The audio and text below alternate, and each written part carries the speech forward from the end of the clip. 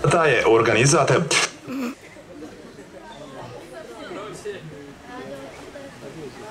Piesa se numește Mama de Anastasia Lazariuc.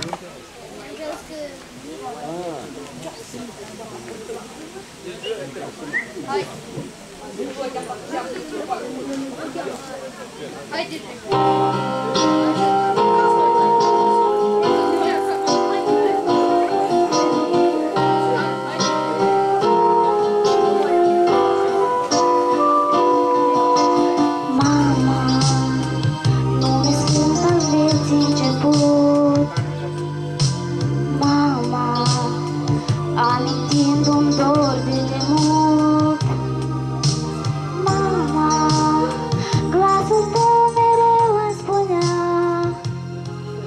ascultă, copila mea. Mama, tot ce-i bun în lume mi-ai dat. Mama, fericirea tu mi-ai legat. Mama, mi-a fost greu atunci să înțeleg al vieții drum să aleg. Credeam că lumea e a mea, credeam în dragostea mea, în adevăr nesfârșit, dar am greșit. Aș vrea să ies toate câte n-am știut din vremea ce-a trecut. Aș vrea să ies, dar glasul tău s-a risipit în fumul acelui drum. Mama,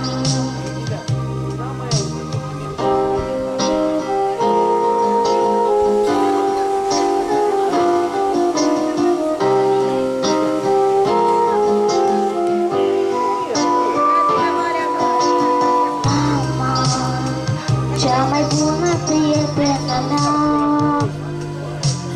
Mama, niciodată nu voi uita.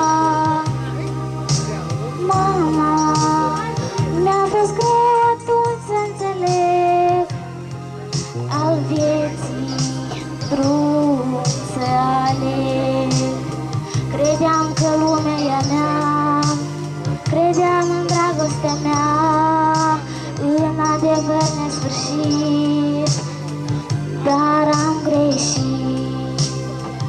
Aș vrea să ies toate câte n-am știut din vremea ce-a trecut. Aș vrea să ies, dar glasul tău s-a risipit în fumul acelui drum. Mama,